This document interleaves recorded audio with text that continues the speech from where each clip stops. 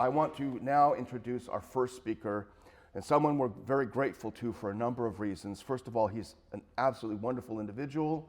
He's a great swashbuckling fellow. He's an enormously successful businessman, and he's a wonderful, he gives of his time and of his success to people, and he makes a difference in the world. He's on the Ron Paul Institute board, and we're grateful to have him. He's the founder of the Curves International Health Center chain, and he's also a great pilot, Gary Heavin.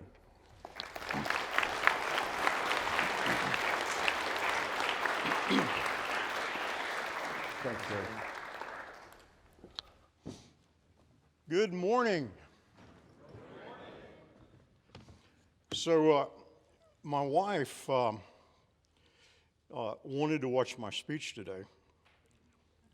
Okay, so you got to say hello to her. Her name's Diane.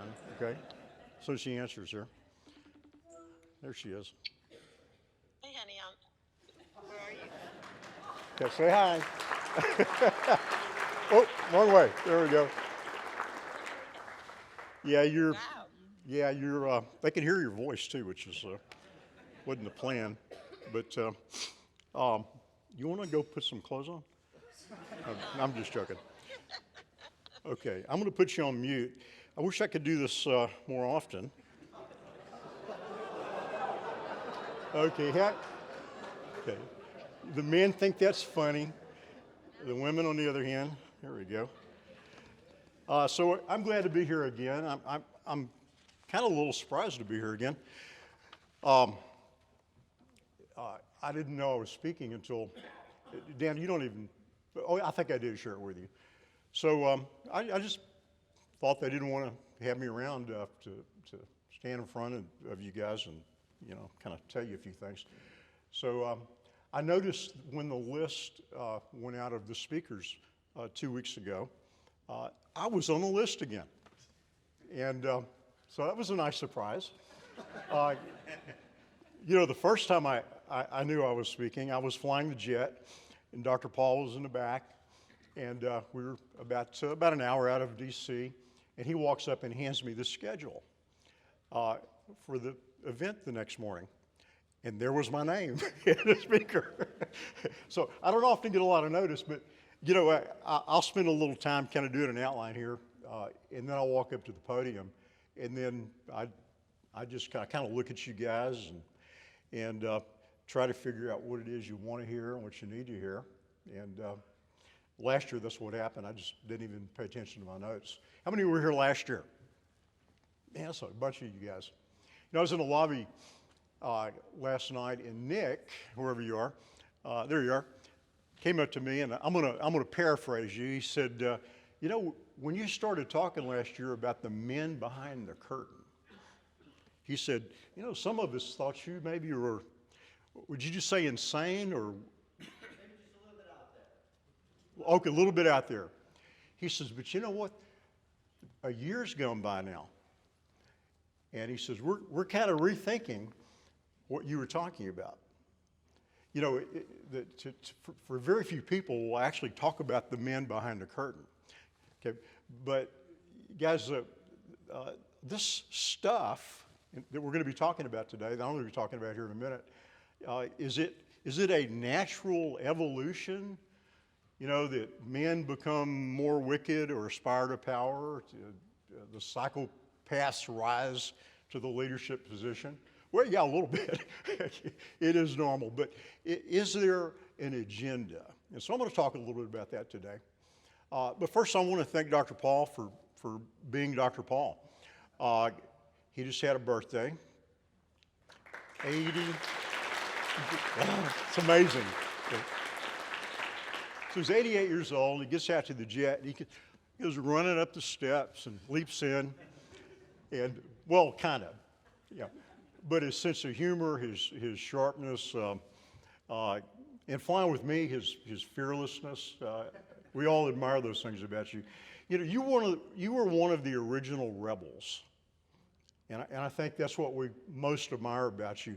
You were telling the truth long before a lot of other people were, and you had the courage.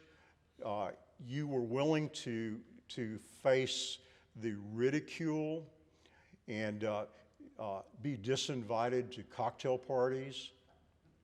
You know, you showed us, you were the example that gave us the courage and even the permission to challenge the status quo, to challenge the narrative. Boy, that's a good word in these times around. So we want to thank you for being you.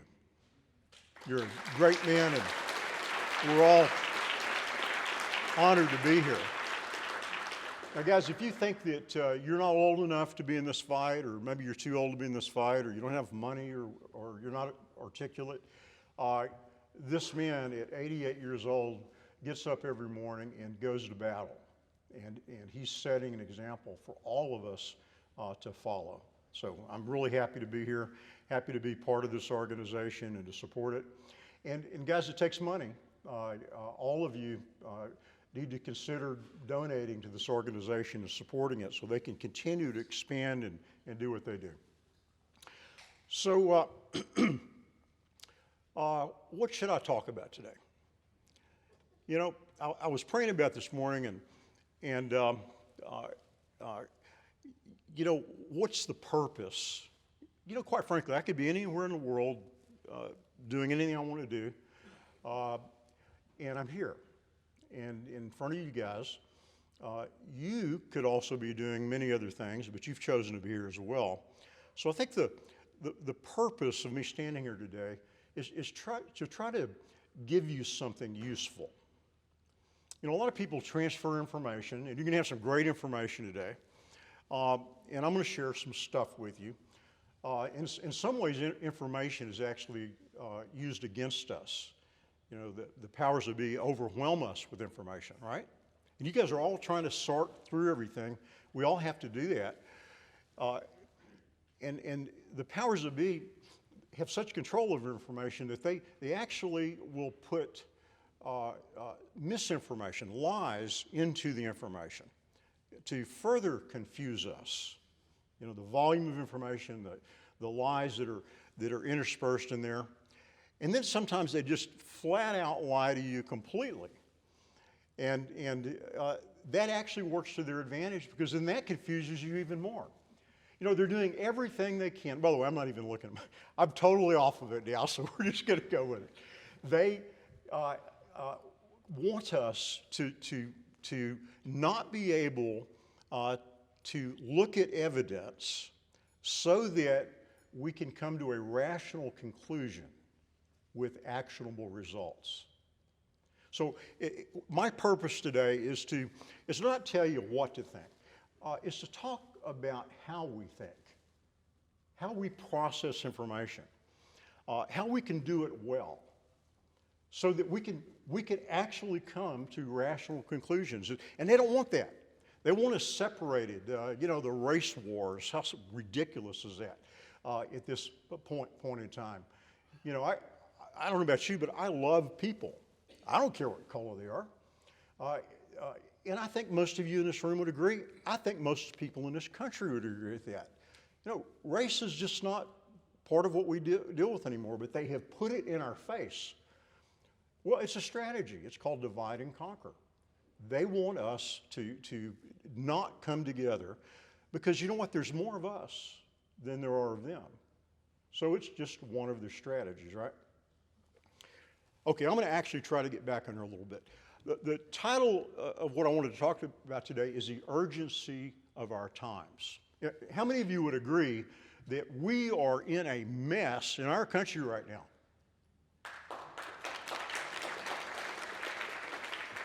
Well, let's start with a really simple one. Free and fair elections. It's the new oxymoron. Okay, I'm gonna cover my fun up. Happily married. I'm just kidding about that one. Military intelligence. Okay, there's a few we can go with. The new one is we have free and fair elections in this country.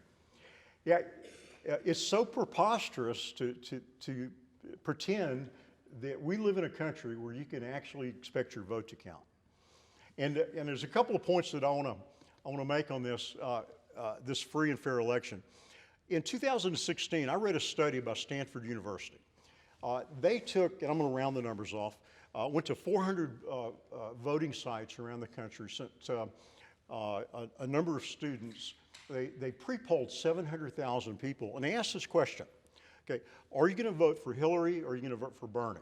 Okay, they were pre-polling the Democratic primary. And so they looked at the data and published this and found that every polling station that had electronic voting machines, Hillary ended up getting 10% more votes than the pre-polls showed. Every polling station that had only paper ballots, the pre-poll matched the results. So we knew that they were able to manipulate the voting machines. This was 2016. I was so upset about it that I went to the governor of Texas, who's a friend of mine, and showed him the study. He hadn't seen it. And he said, my next call is to the Secretary of State. So this idea that they're not able to use algorithms and manipulate the votes is preposterous. You know, and I happen to be friends with Mike Lindell, the pillow guy, right? Who's taken the lead on this thing. He's not always done the best job, but he's spent $40 million of his own dollars trying to protect our election system. So I'm pretty knowledgeable on this. We have electronic voting machines that are controlled by people who have ill intentions for the results. Does anybody doubt that? Well, you know, you're not allowed to talk about it in polite company. What the hell with that? I'm going to talk about anything I want to. This is the fact. We have a system of elections in America that is cheating for those people that are in control of it. It's just fact. It's not a conspiracy theory, right? Okay, then how many of you saw the documentary 2,000 Mules? Raise your hand. Okay, all right. Here we had Denise D'Souza who went out and in an amazing way, I can't get into the details, but he was able to find the mules, the 2,000 or so people that were putting ballots in ballot boxes in the middle of the night. Now, you don't have to do this all over the country. You only had to do it in the 7 swing states, and even then, only in a few counties in those swing states. Okay? And he showed the documentation of how people were being paid to go in the middle of the night and stuff boxes with fake ballots.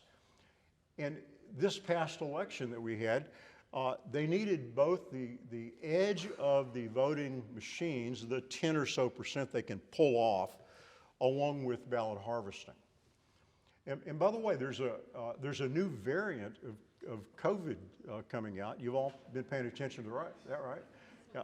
I think it's called Omnivote by Millicron. You know, it's so funny. You know, we're 2 years later, and we're all pretending that we live in a country with free and fair elections. Well, I'm not going to pretend, and I'm inviting you. You know, I say I want to try to equip you with something today. I want to equip you with the courage, the tenacity to say the voting system in America is rigged, and these results are fake. They've stolen the election, and I want you to not be ashamed about it or embarrassed or concerned with the ridicule. The facts are the facts. And we're about to go into another election. What has changed? What's changed? Nothing. And we live in America? So anyway, I'm going to invite you to get angry about it. And later on, I'm going to suggest some things that you can do to take it back. Okay, so let's move to rule of law, okay? And the obvious example is Trump, right? Here's a guy who questioned the elections. That's his primary crime. And I'm sure that Jonathan Turley is going to be talking about this. Okay, because he questioned the election, he's facing 700 years in prison. Are you proud of your country? And I'm not suggesting that, we should be patriotic about certain things. But our country right now, okay, is being run by a corrupt FBI, a corrupt Department of Justice. Boy, is that a misnomer? There's another oxymoron, right? Okay. We have a media that's completely controlled, so that it's all propaganda. There's no longer any way you can trust the media. You know, it's funny, but Thomas Jefferson said that if you don't read the newspaper, you're uninformed, but if you read the newspaper, you're misinformed. And he said that in 1803. I don't think things have changed very much. So this idea of going after Trump at this level, there's no justice there. It's astounding to watch. And as Daniel said so well, you have a leader of the country who is trying to jail his competition. And it is beyond banana republicanism, perhaps. Then you have the Biden crime family. Okay? Is that a fairly accurate statement, the Biden crime family? You know, when the Justice Department, you know, pretends the laptop was Russian collusion. You know, it's so crazy it's hard to believe. Which, by the way, is one of the barriers that you personally have to overcome. Things that are so hard to believe, okay, but the evidence is mounting and mounting and mounting. You guys have got to be willing to get uncomfortable. We're living in a country right now that has no rule of law. How about the January 6th gulag down the street here? People that many of them were invited into the building. They walked around and took pictures, and they called that an insurrection. And now many of them are in prison for amazing amounts of times. This is a political gulag like they had in communist Russia or East Germany here in America. Now, is that damned uncomfortable to think about? Come on, sure it is. It's uncomfortable. And you know, my job here today is to try to be just a little bit ahead of you guys. Okay? You know, I don't have a job, so nobody can fire me. I have the money to defend myself with the best attorneys. If I'm not willing to stand up and tell you guys the truth and speak what needs to be spoken, who's going to do it? Well, thankfully, you've got a group of people that are going to do just that today. But I'm going to tell you, we're in a mess. Then, you know, just look at America's 5% of the world population, but 25% of the world's prison population. Y'all know that, right? Well, let me repeat it. We're only 5% of the world's population, but 25% of the world's prison population is in America. Is that a land of rule and a law of rule? That's ridiculous, right? And then, you know, if you're charged with a crime from the federal government, 99% of the time it doesn't go to trial because you can't fight the resources of the federal government. So you take a plea bargain, you take a lesser sentence. And that's how our criminal justice system functions in this country. You know, and going back to the Department of Justice, look what they've done. How they've protected the Biden crime family and have grossly abused Trump. And again, it doesn't matter who you politically are for. And by the way, there is no political solution to this problem. How many of you would agree with that? You know, a lot of people, if we only get Trump in, you know, he's angry now. Now he'll actually not choose Barr as his attorney general, you know. The system is so broken right now. You know, we're not going to fix it politically. Then we have the war on gender. Okay, what a mess is that? You know, there's a sanctity of marriage, right?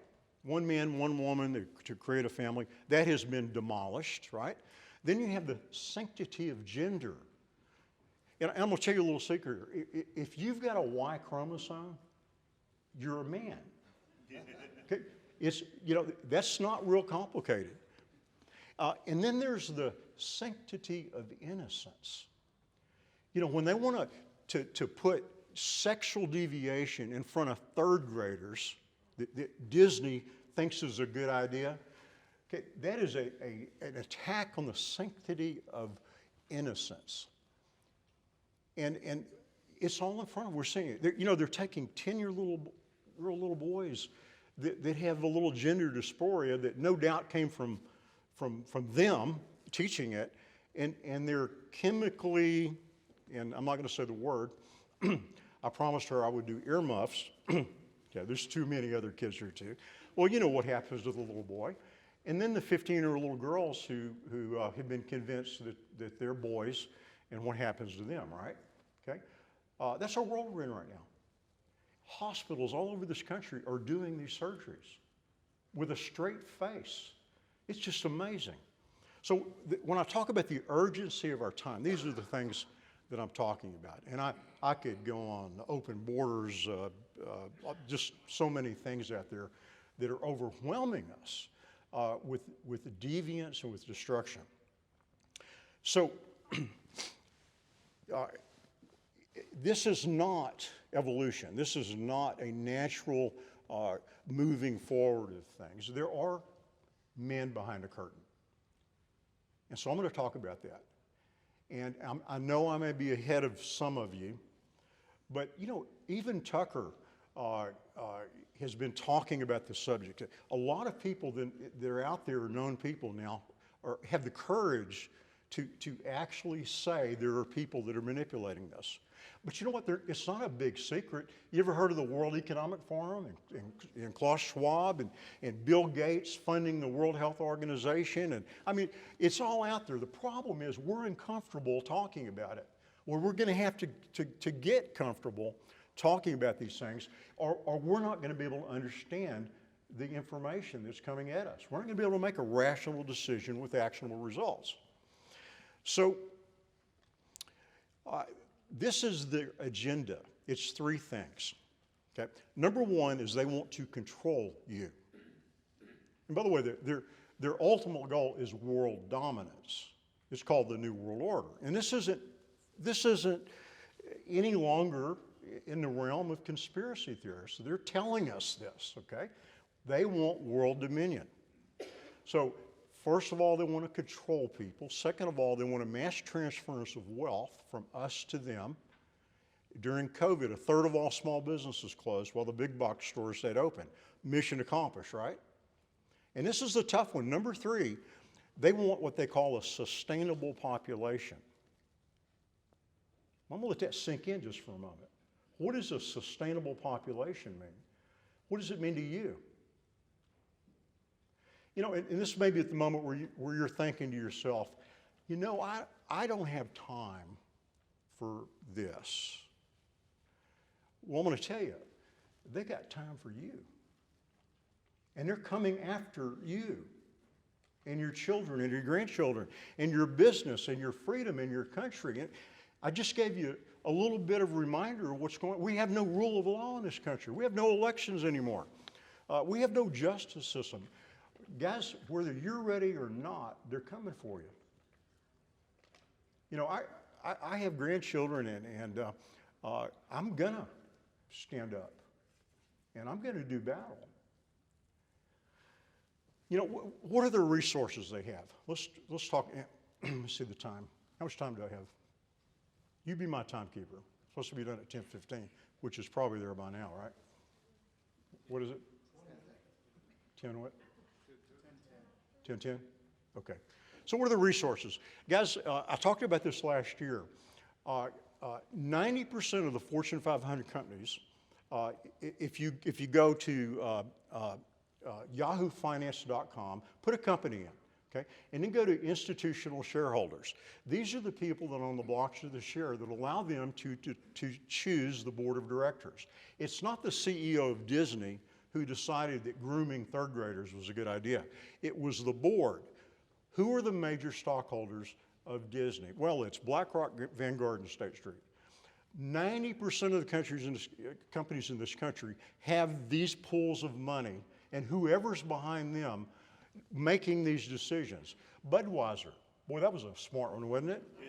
Okay, so Budweiser was the #1 beer in America. Now it's dropped to #2, and the other beer, your favorite beer, when you used to drink beer, Modelo has risen to take the place. Well, what's the problem with that? InBev owns both those companies. They don't care. So those money pools, you know, they use their boards and the power in the corporate world to promote their values or to destroy ours.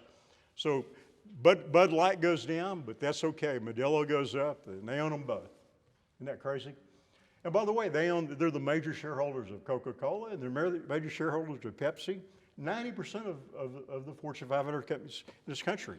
Now, they control Pfizer, and they control the New York Times. Okay? So, if you think, well, why am I not reading about this? Guys, they own ABC, NBC, CBS, CNN, okay? They control all the media in this country. They control Big Pharma. They can control the political system here in Washington. You know, Big Pharma alone gives $2 billion a year, $2 billion a cycle to Washington politicians. $2 billion, okay? If you are an embedded politician in this city, you do what you're told by the people that fund your election. And if you don't do what you're told, they're going to fund somebody to run against you, right? So we don't have a two-party system here, and it's because of the money that's here, and the people behind the money are the ones behind the curtain. And so what is their goal? There's three things standing between world domination and where they're at now. And I'm going to close with this. First of all, strong individuals. Men and women that can think, that have the courage to look at evidence, come to a conclusion based on the evidence, and then stand up and shout what's going on. Men and women that will share it with other people, that will get angry, and that will join this battle. Number two, strong families. Well, they have been targeting our families. And by the way, this sounds a lot like the Communist Manifesto. It's the same strategy. Okay? But when they destroy marriages and they destroy the gender of children, they take away the innocence, they're destroying your families because strong families are in their way. And the third thing is a strong America. Okay? You know, Kissinger and Soros both said the only thing standing away of a new world order is a strong America. They fully intend to destroy this country. The borders are open. The military is woke. They've injected a bioweapon to our soldiers, forced them to do it. The thinking people left and fled and refused to comply. They've destroyed our financial system. The dollar is losing its value. We're so broke in this country that the average American family is $1 million in debt thanks to the U.S. government. And the average American family makes $52,000 a year. Do you think that debt's ever going to be repaid? They're destroying this country. Now, this ain't any fun. I don't like talking about this. You know, I was the head of a major fitness brand. I got to talk about positive thinking and Zig Ziglar and setting goals. I miss those days. but of anything I've ever done in my life, this is the most important. So their biggest weapon is fear. And there's a lot of acronyms for fear, so I'm going to give you a choice.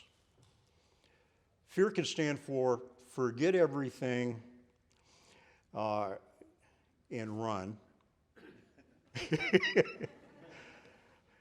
or face everything and rise. It's your choice. Thank you very much.